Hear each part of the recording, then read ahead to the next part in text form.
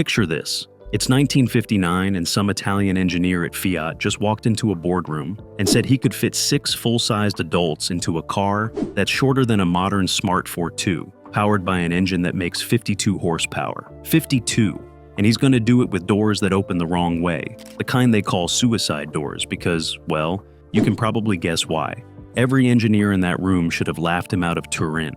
Instead, they built it, and it changed everything. The setup, Detroit's obsession and Italy's crisis. The year is 1959. In America, we're building cars that could double as aircraft carriers. The Cadillac Eldorado has tail fins tall enough to impale low-flying birds. The average American car is over 18 feet long, weighs 2 tons, and gets about 8 miles per gallon if you're lucky. We've got V8 engines making 300 horsepower to haul suburban families to the grocery store. It's glorious, excessive, and absolutely insane. Meanwhile, in Italy, they're dealing with a completely different problem. The country is still rebuilding from World War II. The economy is growing, but slowly. People are moving from farms to cities, families are getting bigger, and everyone needs transportation. But here's the catch. Nobody has money, nobody has parking space. And the streets in Italian cities were designed for donkey carts, not Detroit land yachts. The Italian automotive industry understood something Detroit didn't, or rather, didn't need to understand. In Italy, you couldn't just make cars bigger to fit more people. The streets wouldn't allow it, parking wouldn't allow it, and most importantly, people's wallets wouldn't allow it. You needed to fit more people into less space, use less fuel, and somehow make it affordable. Fiat was dominating the Italian market with their 500 and 600 models. Tiny rear-engine city cars that could park anywhere, sip fuel, and actually fit through medieval Italian streets without scraping both mirrors. The Fiat 600, introduced in 1956, was selling like crazy. 4 seats, rear engine, rear-wheel drive, and an engine that made a whopping 29 horsepower. For context, that's less power than a modern riding lawnmower. But here's the problem nobody wanted to admit.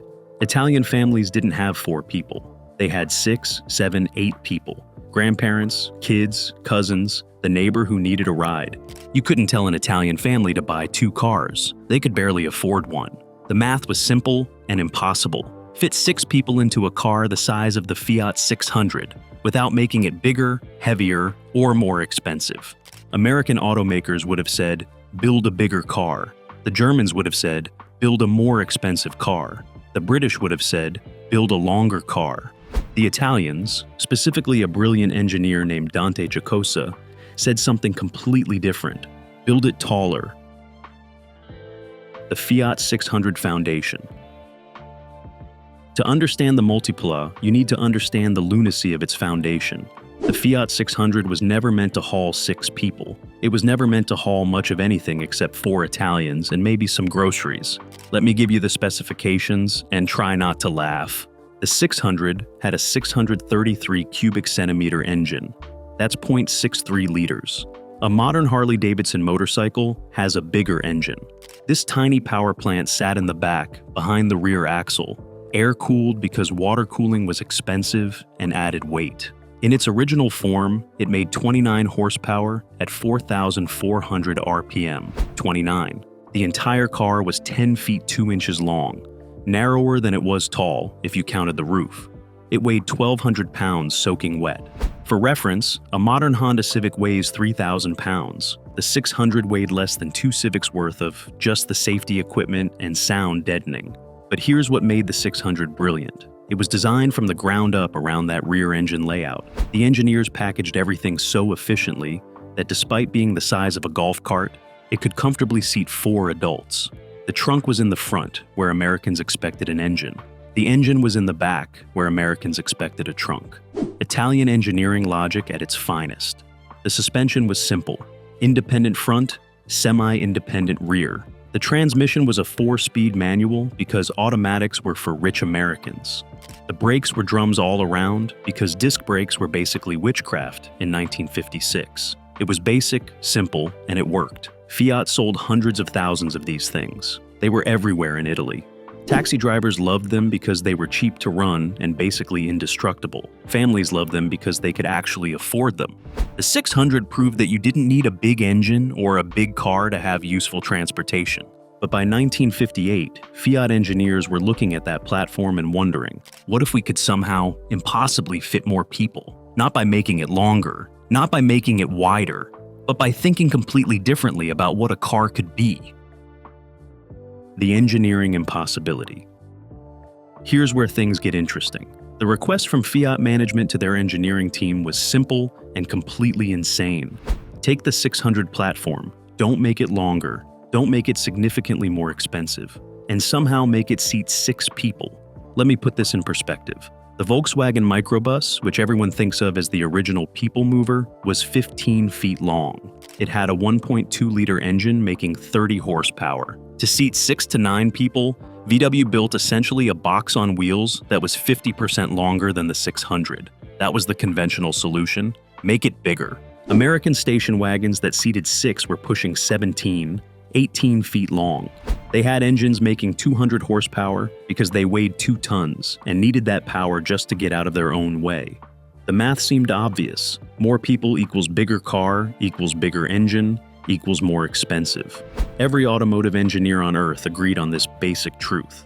Dante Giacosa looked at this basic truth and said, "What if we're thinking about this wrong?" He was Fiat's chief engineer, and he had already designed the 500 and 600.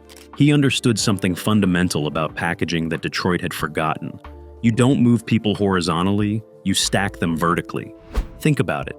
A human being sitting down takes up maybe 2 feet of width and 2 feet of depth, but they take up over 3 feet of height just sitting there. In a normal car, all that height is wasted. You've got this huge empty space above people's heads because the car is designed to be low and sleek. What if you captured that wasted space? The other engineers thought Giacosa had lost his mind. You can't just make a car taller. It'll look ridiculous. It'll handle terribly with the center of gravity that high. The wind will blow it over. Customers will hate it. Every piece of conventional automotive wisdom said this was a terrible idea. But Giacosa did the math. The 600's wheelbase was 78 inches, barely over 6.5 feet. If you could put 3 people in the front row and 3 in the back, you'd have 6 seats. The width was already 52 inches. Tight, but 3 skinny Italians could fit. The problem was depth. 3 rows wouldn't fit in 10 feet. Unless you move the driver forward, way forward, like sitting practically over the front wheels forward, and you move the engine, and you completely reimagine where everything goes.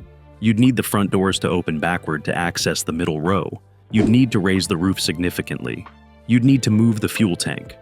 Basically, you'd need to throw out every assumption about what a car looks like and start from what a car needs to do. Giacosa sketched it out. A tall, boxy vehicle with the driver positioned far forward, 2 rows of bench seats behind, rear engine, and doors that opened the wrong way.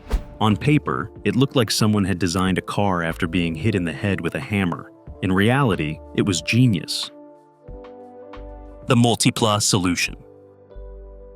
The Fiat 600 Multipla made its debut in 1956, but the version everyone remembers, the one that really shocked people, was the 1959 model with the updated powertrain. And when I say it shocked people, I mean it broke their brains. First, let's talk about the dimensions because they're absolutely ridiculous. The Multipla was 10 feet 5 inches long, 3 inches longer than the standard 600. 3 inches, that's it. But it was 61 inches tall. For comparison, a modern Ford F-150 is 77 inches tall. This tiny Italian car was almost as tall as a modern pickup truck. The wheelbase was the same as the 600, 78 inches. The width grew slightly to 54 inches to accommodate 3 people across. But here's the insane part. Inside that 10-foot 5-inch package, Fiat had created 3 rows of seating. 3 rows, 6 people. In a car shorter than a Honda Fit. How? By completely abandoning every convention about car design. The driver sat almost directly over the front axle, not near it, over it. The steering column was nearly vertical. The driver's position was more like a bus than a car. This put the driver way forward, creating space behind them. Behind the driver, Giacosa installed a bench seat that held 2 more people. This was the second row. Then, behind that, another bench for 2 more. The third row. The rear engine sat behind the third row, but under a raised floor. The whole passenger compartment was essentially a box, with the driver's position punched forward like someone had shoved the car into a wall, and the front crumpled inward. The doors. Oh, the doors. The front doors opened conventionally, hinging at the front, but the rear doors, the ones that accessed the second and third row, were suicide doors. They hinged at the rear and opened backward. This wasn't a style choice, it was the only way to access the middle of the car. With conventional doors, passengers would have to climb over each other. With rear-hinged doors, the entire side of the car opened up. The suicide door design meant you could fold the second row seat forward, and combined with the wide-open door, getting into the third row was actually possible. Not comfortable, but possible. Without this design, the Multipla wouldn't have worked. The suicide doors were necessary, not optional. The engine stayed in the back, but Fiat had upgraded it by 1959. The original Multipla used the same 29 horsepower engine as the 600. Predictably, asking that engine to move 6 people plus luggage was asking a lot. By 1959, Fiat had bumped the displacement slightly and tuned it to produce 52 horsepower. 52 horsepower to move 6 people. Let that sink in for a second. Modern minivans have 280 horsepower. The Multipla had less than a fifth of that, less power than a modern Vespa scooter. And yet it worked. Slowly. Very slowly. But it worked. The interior was Spartan, bordering on non-existent. 3 bench seats covered in vinyl, a metal dashboard with a speedometer, and basically nothing else. The steering wheel was a thin ring attached to a column that looked like it came from a bicycle. The gear shifter sprouted from the floor. That's it. No radio, no heater standard, no sound, deadening, no carpets. It was transportation reduced to its absolute essence. But the packaging was brilliant. The luggage went on the roof because there was no trunk. Well, there was a tiny storage area up front, but calling it a trunk was generous. Fiat designed a roof rack that became standard equipment. Italian families would pile onto the Multipla, stack the luggage on top, and head to the seaside for vacation. The whole vehicle weighed 1,500 pounds, 300 pounds more than the standard 600, despite having 50% more seating capacity. 300 pounds. That's incredible.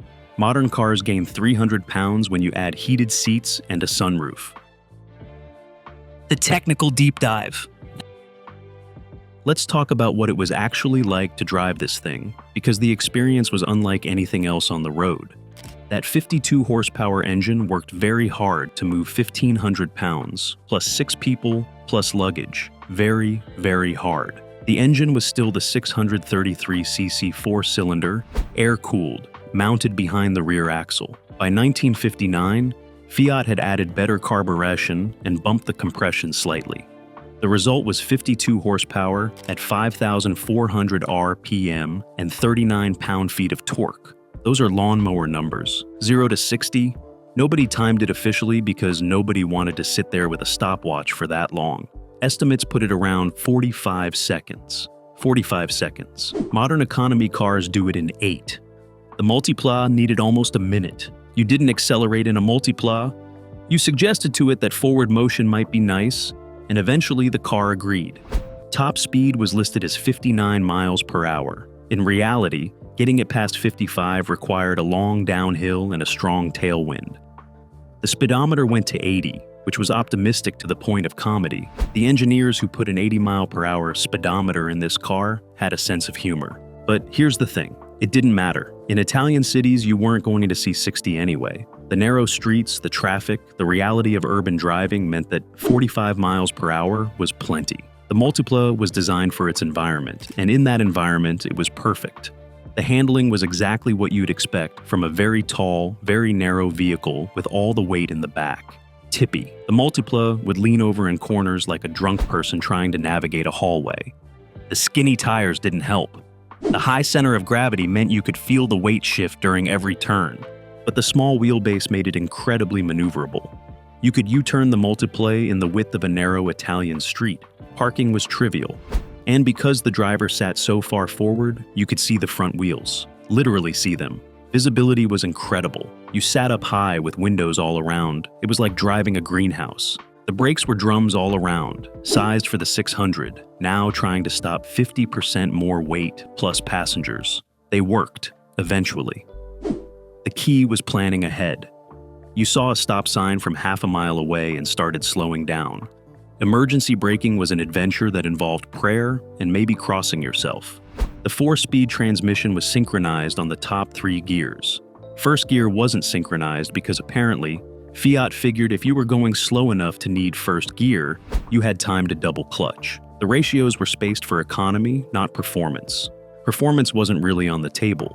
Fuel economy, though, that was where the Multipla shined. You could get 40 miles per gallon. 40. 6 people going 40 miles on a gallon of gas. The math was absurd. 6 people times 40 miles equals 240 passenger miles per gallon. No modern vehicle comes close to that efficiency. The ride quality was exactly as refined as you'd expect from a vehicle designed to be cheap. The suspension was stiff. The seats were thin. Every bump telegraphed directly to your spine. But everyone was suffering equally, so it built character. Or so Italian families told themselves. Wind noise at highway speeds, when you could reach highway speeds, was like being inside a tornado. The boxy shape and massive windshield caught every breeze. Crosswinds would push the Multipla around like a cardboard box. Driving in strong wind required both hands on the wheel and a lot of optimism. Market response and competition panic. The automotive world's response to the Multipla was confusion mixed with grudging respect. Fiat started production in 1956, and by 1959, they were selling thousands a year. Not huge numbers compared to the standard 600, but enough to prove the concept worked. Taxi drivers in Italy saw the Multipla and immediately understood. This was perfect for their needs. You could haul 6 passengers in a vehicle that got incredible fuel economy and could navigate city streets. Rome, Florence, Naples, everywhere you looked, yellow Multiplas were hauling tourists and locals around. The taxi companies loved them because they were cheap to buy and cheaper to operate. Families who couldn't afford a bigger car suddenly could afford 6-person transportation. The Multipla cost about 15% more than a standard 600, but seated 50% more people. The math worked. Italian families piled in and didn't complain about the lack of power because, well, at least they were all together. Volkswagen looked about this Multipla and scratched their heads. They'd built the microbus to solve the same problem, but they'd done it conventionally. Make it bigger, add more metal, install a bigger engine. The microbus was a commercial success, but it was huge and expensive compared to the Multipla. Fiat had achieved the same result with half the materials. American automakers completely ignored it. Of course they did. The Multipla represented everything Detroit hated. It was small, cheap, underpowered, and looked weird. In America, where gas cost 25 cents a gallon and parking lots were measured in acres, who needed a car like this? The few Multiplas that made it to America were curiosities, bought by eccentric college professors and Italian immigrants homesick for Turin. European competitors scrambled to respond. Renault developed the Estafette, a front-wheel drive van that could seat 6. It was bigger and more conventional. Citroën had their vans. The British had various panel van conversions. But nobody matched the Multipla's combination of compact size and passenger capacity. The press didn't know what to make of it. Road tests praised the space efficiency and fuel economy while gently mocking everything else. It's slow, it's crude, it's loud, but by God, it seats 6 people, and you could park it in a phone booth. That was the general sentiment. Sales were steady but never spectacular. Fiat produced the Multipla until 1967, with various updates and improvements. Total production was around 160,000 units over 11 years. Not huge numbers, but enough to prove that there was a market for this approach.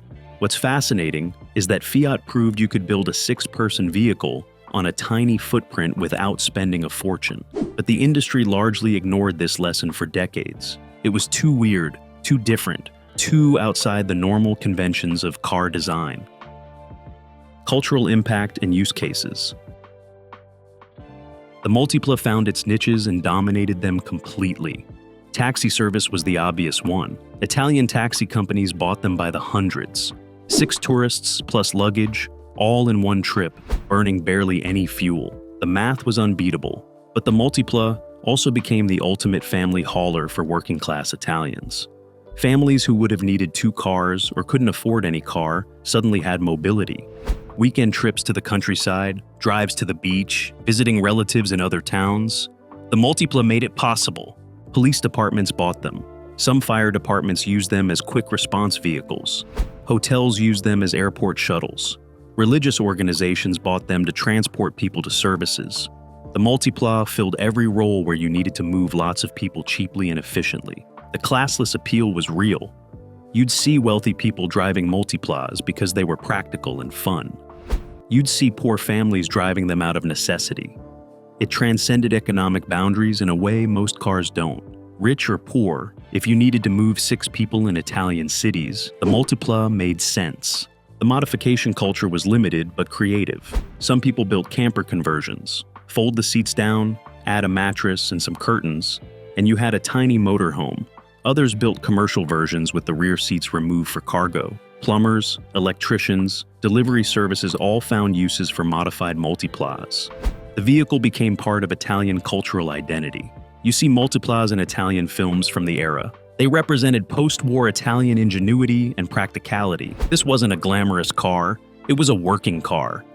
But it was honest about what it was. The suicide doors controversy.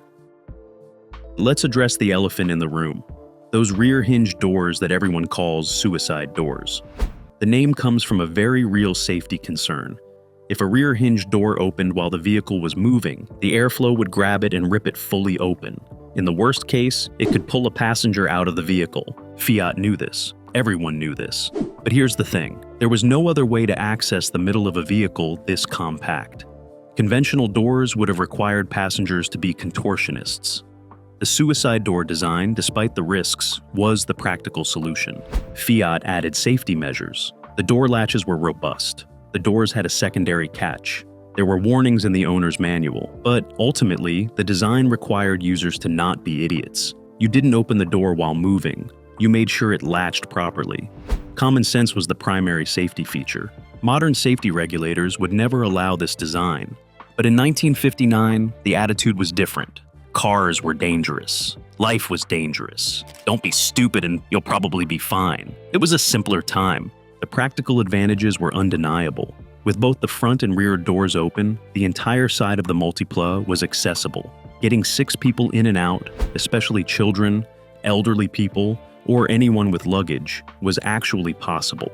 Try doing that with conventional doors in a vehicle this small. It wouldn't work. The suicide door design became part of the Multipla's character. It looked cool in a weird, industrial way. It made the car distinctive, and it solved a real problem, even if it created a different one. Legacy and modern influence. Here's what most people don't realize. The Multipla invented the modern MPV, multi-purpose vehicle, what we call minivans today. Fiat created the concept in 1956, and nobody paid attention for 40 years. The Chrysler minivan, introduced in 1984, is credited with inventing the segment. Everyone forgets that Fiat did it first. Smaller and weirder, but first. The idea of a tall, boxy vehicle optimized for passenger space over style that came from the Multipla. Every modern crossover, every SUV, every vehicle with 3 rows of seating owes something to Giacosa's crazy idea of making cars taller instead of longer. The industry eventually figured out what Fiat knew in the 50s. Height is space, and space is useful.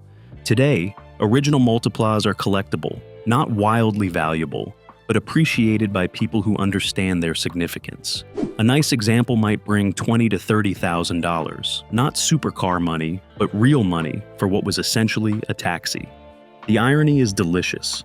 The automotive industry ignored the Multipla for decades, then slowly reinvented everything it pioneered. Tall rooflines, flexible seating, prioritizing interior space over exterior dimensions. It's all standard now. Fiat was 40 years ahead of the curve. Fiat even brought back the Multipla name in 1998 with a modern interpretation. It was just as weird-looking, just as practical, and just as polarizing. Some things never change.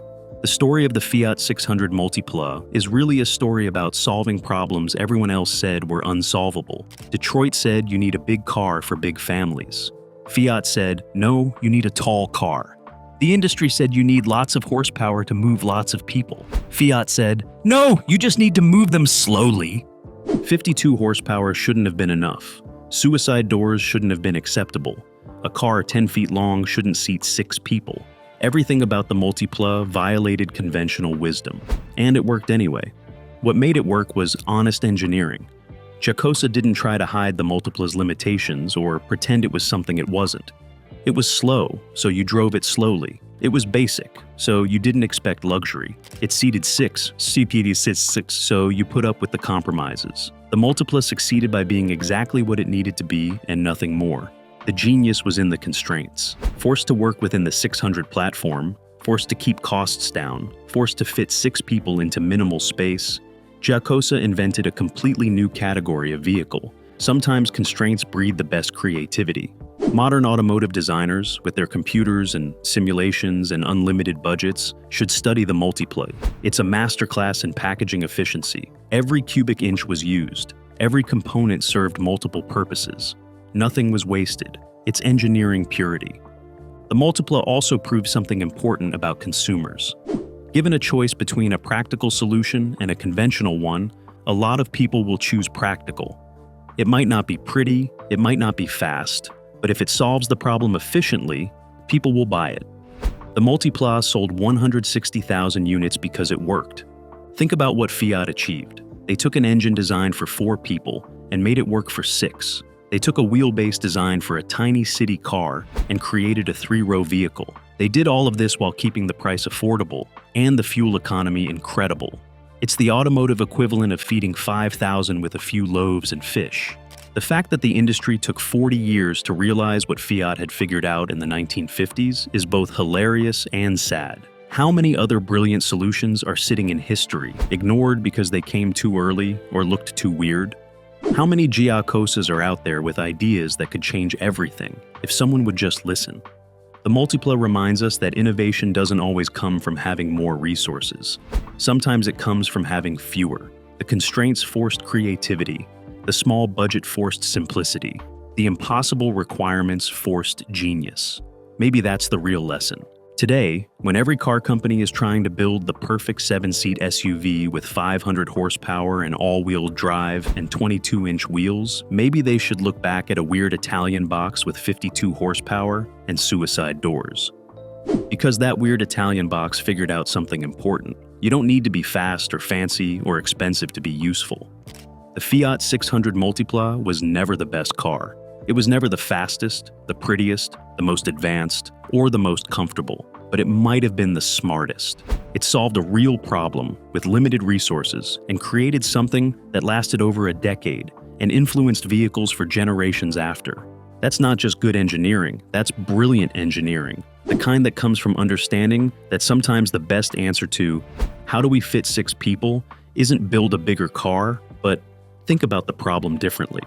Dante Giacosa thought differently, and the automotive world is better for it, even if it took us 40 years to notice. So, here's to the Multipla. The tall, slow, weird-looking pioneer that proved 6 people, 52 horsepower, and suicide doors could not only coexist but could actually work. It shocked everyone, not because it was impressive in the traditional sense, but because it was impossible in the traditional sense. And it existed anyway. You really, truly, absolutely cannot make this stuff up.